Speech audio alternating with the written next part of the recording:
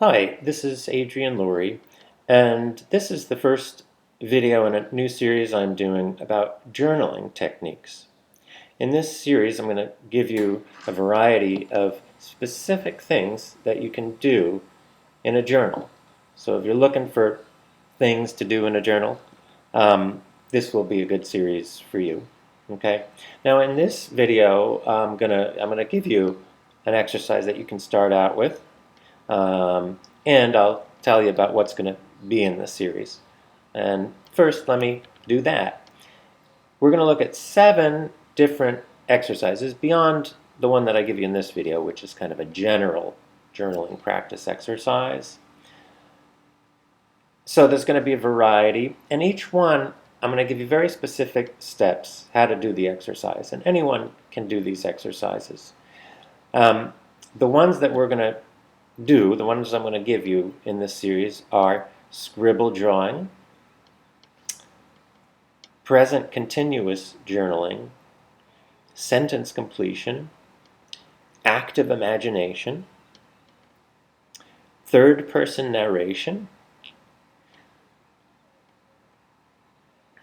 existential reflection, and finally tension exaggeration, which is a body-oriented exercise, but it can be a useful journaling stimulus. Okay. Now, in this video, I want to start you off with something. It's an exercise called emotional awareness. Okay. The way it works is you're going to take a piece of paper, and I want you to write this list of 14 basic emotions, which you're then going to be able to use anytime you do this emotional awareness exercise. But first, we want a list. So you're going to write out these 14 emotions, which is really 7 pairs of emotions. Okay? And this is how it goes. You're going to write these out, maybe in 2 columns. Okay? Excitement and hurt. Desire and fear. Pride and shame. Joy and sadness. Affection and anger. Admiration and disgust. Serenity and angst. Okay? Now you have a list of 14 basic emotions. And here now is how this emotional awareness exercise works. You're going to look through this list, and you're going to identify which of these are you feeling. Okay? So you go through the list, and any of them where you get a bell that goes off, ding, ding, ding, you're going to write that emotion down. So if you're looking through the list and you see anger, and you say, oh, ding, ding, I think I'm a little angry. Or maybe a lot angry. You're going to write the word anger in your journal. Now you go through the rest of the list, see what other emotions you might be feeling. You may only be feeling one, but sometimes we're feeling more than one emotion at the same time. And they can be very different emotions. You may be feeling anger and also joy. That can be weird, but it happens. Okay? Now, once you've got these emotions written down, the next step is, what is this emotion like in the body? Emotions have psychological aspect, and they also have physical aspect. Okay? Thoughts are in the mind. Sensations are in the body, but emotions are in both. Okay? Now here we're looking at the physical aspect. What's this emotion like in the body on a sensory level? For example, me personally, I've noticed when I'm feeling, let's say, disgust, it seems to show up in the jaw like this, right? So I'll kind of look at those sensations in the jaw and just explore those, okay?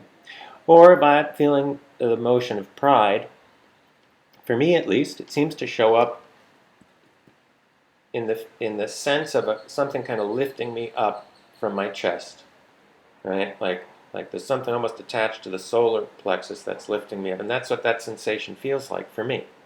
So I just look at that, I explore. Okay. A little bit like you're looking through a telescope for the first time, looking at the moon.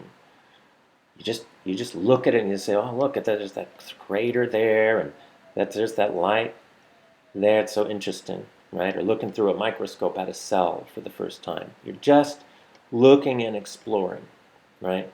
What it's like on a sensory level in the body. And then really that's it. That's the end of this exercise, although if you'd like, you can then journal whatever's there, thoughts that are arising, or what you noticed when you were exploring in the body. And that's the emotional awareness exercise. Okay?